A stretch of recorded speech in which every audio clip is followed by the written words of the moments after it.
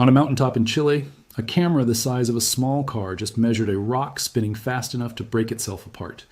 No asteroid its size has ever been clocked doing this. No model built for objects like it allows for this speed. By every rule astronomers have trusted for decades, this thing should already be a cloud of gravel drifting through the asteroid belt. It is not a glitch, it is not a shred of the object. It is a solid world, whole, spinning 765 times a day, refusing to explode. Stay with me, because scientists still cannot fully explain why it hasn't. If you're new here, this channel breaks down real space discoveries the moment the data confirms them. So hit subscribe now, because this observatory is just getting started. Let us go back to the beginning. The machine responsible for this is called the Vera C. Rubin Observatory. And understanding what it found first requires understanding what it was actually built to do, because this wasn't supposed to be an asteroid story at all. Ground broken in 2015 on the summit of Cerro Pachon, a mountain in northern Chile chosen for its dry air and its near total absence of light pollution. The observatory carries the name of Vera Rubin, the American astronomer whose measurements of spinning galaxies in the 1970s provided the first solid observational evidence for dark matter, proof that something invisible was gripping galaxies together with far more gravity than their visible stars could account for. The telescope built in her name was never designed to hunt asteroids specifically. Its actual mission, called the Legacy Survey of Space and Time, is to photograph the entire visible southern sky roughly every 3 to 4 nights for 10 straight years, using an 8.4-meter primary mirror and a camera so large, 3,200 megapixels, roughly the weight of a small elephant, that a single image would need hundreds of ultra-high-definition television screens just to display it at full resolution. Vera Rubin herself worked at a time when most of her colleagues assumed galaxies rotated the way simple gravity predicted, faster near the crowded center, slower out toward the sparse edges, the same way planets orbit more slowly the farther they sit from the sun. That assumption was not unreasonable. It was, in fact, exactly what Newtonian gravity says should happen if a galaxy's mass is concentrated where its visible stars are concentrated. Rubin's contribution was not to argue the physics was wrong. It was to actually measure the rotation speeds of dozens of galaxies with a precision nobody had managed before, and to notice, patiently and repeatedly, that the outer stars were moving far too fast for the visible matter to explain, as if some vast, invisible scaffold of mass extended well beyond the galaxy's visible disk. The observatory built in her name carries that same instinct for patient, repeated, high-precision measurement, just aimed at an entirely different problem. The telescope's own physical design reflects the ambition. An 8.4-meter primary mirror paired with a 3.5-meter secondary, currently the largest secondary mirror ever built for astronomy, feeding light down into a camera roughly the size and weight of a small car, all housed inside a 10-story dome engineered specifically to minimize the air turbulence that would otherwise blur its images. The goal is almost absurdly ambitious. Map billions of galaxies to trace the fingerprints of dark energy, catalog the changing sky in close to real time, and, almost as a side effect, photograph more of our own solar system's asteroids than every previous survey combined. That side effect is where this story actually begins. Here's the number that matters. Before Rubin ever opened its shutter for real science, astronomers already had a working rule about how fast a large asteroid is allowed to spin. It's called the spin barrier, and it sits at roughly 2.2 hours. The logic behind it is simple, physical, and for decades, extremely well supported. Most asteroids larger than about 150 meters across are not solid rock. They're what scientists call rubble piles, loose collections of boulders, gravel, and dust, held together by almost nothing but their own weak mutual gravity, like a snowball made of pebbles instead of snow. Spin one of those piles too fast, and centrifugal force simply overwhelms the gravity holding it together, and the object flies apart into its component pieces. That threshold, 2.2 hours per rotation for anything wider than about 150 meters, had held up across thousands of measured asteroids for years. It wasn't a guess. It was a boundary earned by mountains of consistent data, which is exactly why what came next mattered so much. In April and May of 2025, months before Rubin's real 10-year survey even began, engineers were still just testing the telescope's instruments, pointing the camera at patches of sky, checking focus, calibrating sensors, doing the unglamorous work that happens before a mission officially starts. And in that test data, almost as a byproduct, astronomers found something that made no sense. An asteroid in the main belt between Mars and Jupiter, roughly 710 meters across, nearly the length of 8 football fields laid end to end, was completing a full rotation once every 1.88 minutes. Read that again. Not 2.2 hours. 1 minute and 53 seconds. Translate that to something you can feel. Imagine standing on a carousel large enough to be mistaken for a small mountain, spinning so fast it completes a full circle in less time than it takes to boil an egg, and somehow not a single piece of it tears loose. That asteroid, now cataloged as 2025 MN45, doesn't just cross the spin barrier, it obliterates it. It spins roughly 70 times faster than the theoretical limit for an object its size, making a complete rotation 765 times over the course of a single day. Here's where it gets worse for the old model. This wasn't an isolated fluke. Within that same brief window of test data, astronomers identified 19 fast-rotating asteroids in total, 16 super-fast rotators, completing a spin somewhere between 13 minutes and 2.2 hours, and 3 genuine ultra-fast rotators, including 2025 MN45, spinning in under 5 minutes. Sarah Greenstreet, the University of Washington astronomer who led the analysis, put the implication plainly. An object spinning that fast has to be made of material with a cohesive strength similar to solid rock, not the loosely bound gravel pile that theory says most asteroids this size should be. This is not what most people are seeing when this story gets summarized as fast asteroid found. What most people are not seeing is that this single object quietly overturns the working assumption behind an entire category of solar system science. The assumption that big equals loose, small equals solid, because 2025 MN45 is big and by every measurement available, remarkably solid. Consider what these astronomers were actually looking at when they realized what they had, a light curve. The simplest kind of measurement in this field, just a plot of an object's brightness rising and falling as different faces of its irregular shape catch the sunlight while it spins. For almost every large main belt asteroid ever measured, that curve rises and falls slowly over hours, the gentle rhythm of a loosely bound pile of rubble tumbling lazily through space. The curve for 2025 MN45 looked almost like noise by comparison. Brightness spiking and dropping twice every 1.88 minutes, so fast that distinguishing it from instrument error required careful, repeated confirmation before anyone was willing to publish it. According to the team's paper in the astrophysical journal Letters, published January 7, 2026, this wasn't a one-off statistical fluke buried in a small sample. 19 objects broke the barrier in a matter of weeks, out of roughly 2,000 asteroid discoveries made during a commissioning phase that wasn't even optimized for finding them. Sit with that ratio for a second. If a supposedly rare category of object turns up 19 times in a rushed, unoptimized test run, the honest question is no longer, how did this happen? The honest question is, how many more of these are already out there, unmeasured simply because nothing has looked closely enough yet? Here is where this stops being abstract. Every planetary defense strategy currently on the books, every plan for deflecting a hazardous asteroid before it can strike Earth, depends on knowing, in advance, what that asteroid is actually made of. A loosely bound rubble pile absorbs a kinetic impact differently than a solid, cohesive rock does. Push on a bag of gravel, and it deforms. Push on a boulder, and it moves. NASA's own DART mission in 2022 proved that deflecting an asteroid is physically possible, but the amount of force needed and the amount of debris scattered in the process depends entirely on whether the target is loose rubble or solid stone. Every deflection model built since DART has assumed a rubble pile target as the default, because that's what the statistics said most large asteroids should be. If a meaningful fraction of large main belt asteroids turn out to be dense, monolithic, and far tougher than the rubble pile model assumed, then every calculation about how hard humanity would need to push and how much warning time we'd actually need has to be revisited. Not as an academic footnote, but as an input into the one piece of planetary science with the power to actually save lives someday. This is not a rock spinning quietly in the dark for its own sake. It's a stress test for a model we are all, quietly, counting on to be right, if the wrong object is ever spotted heading our way. But 2025, MN45, was never supposed to be found this easily or this early, and getting to the point where a telescope could even take that test image required surviving a construction project that, for the better part of a decade, looked genuinely capable of failing outright. Ground broke on Cerro Pachon in 2015 with a projected timeline of about 99 months and a total cost, estimated near $500 million. Almost immediately, the project ran into the kind of problems that end observatories before they ever see first light. The primary mirror alone was an engineering gamble few institutions would have attempted. Rather than build two separate mirrors, engineers at the University of Arizona's Mirror Lab in Tucson decided to cast Rubin's 8.4-meter primary mirror and its 5-meter tertiary mirror as a single, continuous piece of glass. One mirror with two different curvatures ground into the same surface.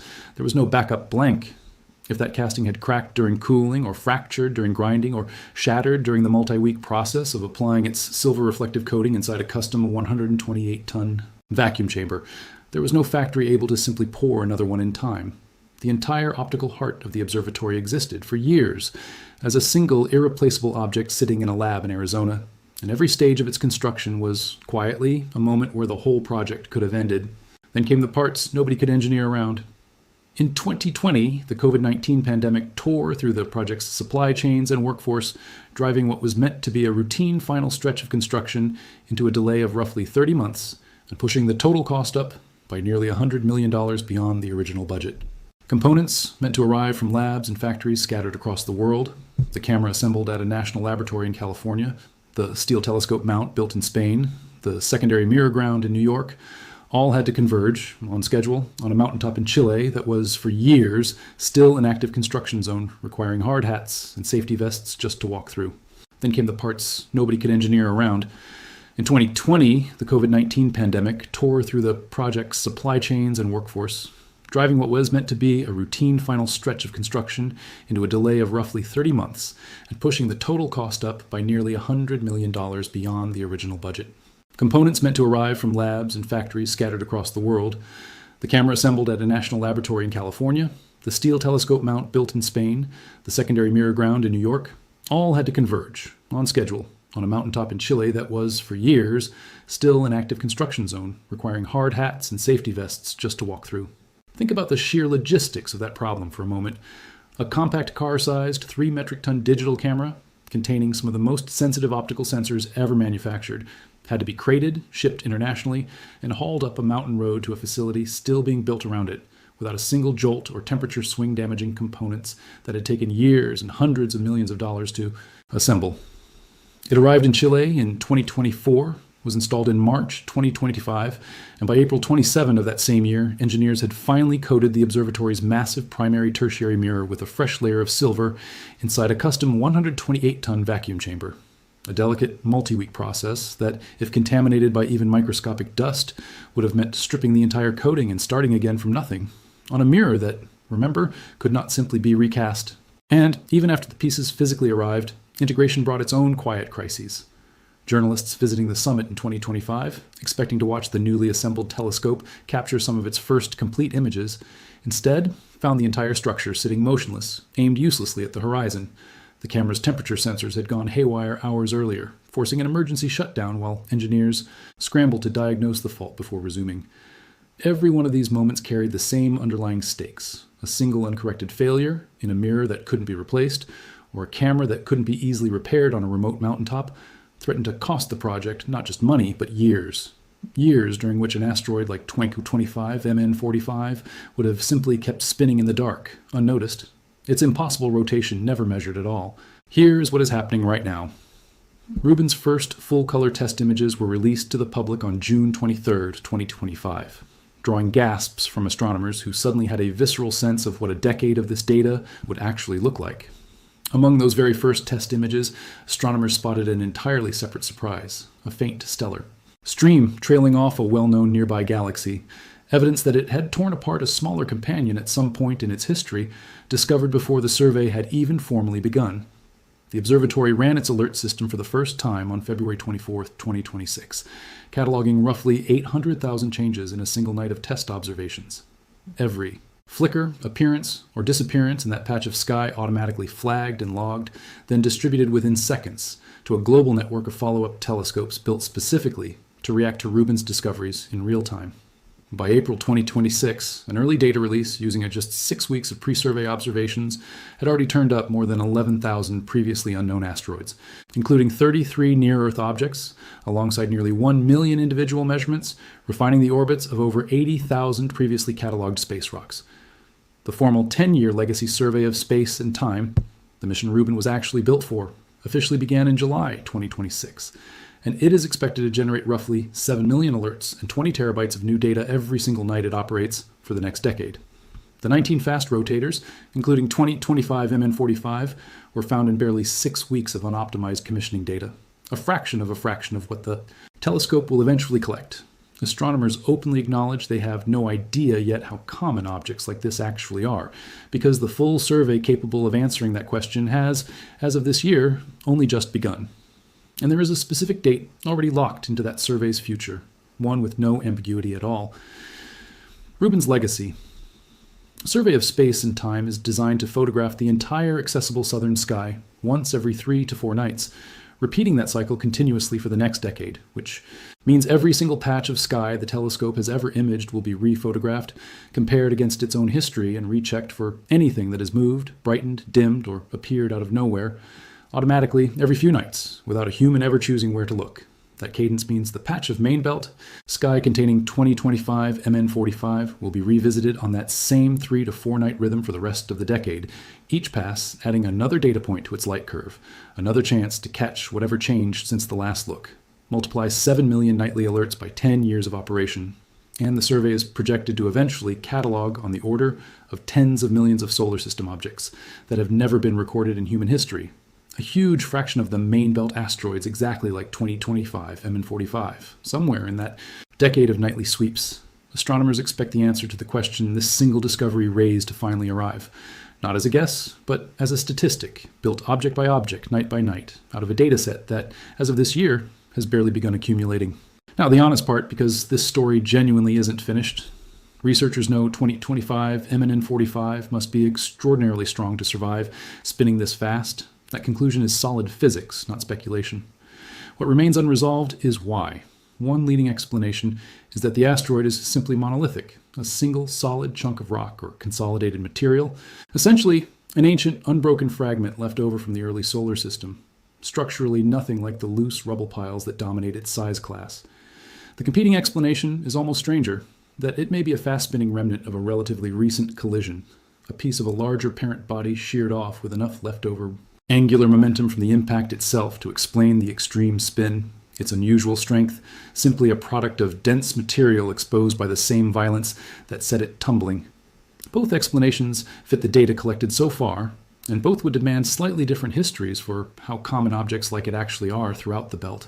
Neither has been confirmed, and researchers studying the object have been explicit that distinguishing between them will require more observations than a brief commissioning test could ever provide. Spectroscopic analysis of its surface composition, tracking of its long-term spin stability, and comparison against the dozens more fast rotators, the full survey is expected to eventually turn up. The kind of long-term tracking only a decade-long survey can deliver. Step back from this one asteroid, and there's a pattern worth sitting with. Vera Rubin, the astronomer, spent her career measuring something nobody could see directly: the invisible mass bending the rotation of distant galaxies, using nothing but patient, repeated observation of light that had been sitting there, waiting to be properly looked at the entire time. The observatory built in her name just did something structurally identical on a vastly smaller scale. It didn't invent a new law of physics, and it didn't detect anything exotic or theoretical. It simply looked at a patch of sky more carefully and more repeatedly than any instrument before it, and an object that had presumably been spinning exactly this fast for millions of years suddenly became visible as the anomaly it always was. That is, in miniature, the entire history of observational astronomy. Not new phenomena appearing out of nowhere, but old phenomena finally being caught by an instrument sensitive enough and patient enough to notice them. What most people are not seeing when a headline says a telescope found something that shouldn't exist is that the object was never breaking any actual law of physics. It was breaking a model, a human approximation of the truth, built from limited data that the universe was never actually obligated to follow. Every spin barrier, every threshold, every should in astronomy is a statement about the limits of what we've measured so far, not a statement about what the universe is allowed to do. The 2.2-hour spin barrier wasn't wrong because the physicists who derived it were careless. It was incomplete because, until Rubin, nobody had ever systematically searched enough large asteroids fast enough, or often enough, to catch the rare exceptions living just past the edge of the sample. That is arguably the quieter, less dramatic truth hiding underneath a headline built around the word impossible. Not that nature broke a rule, but that our sample size was too small to know the rule was already leaking.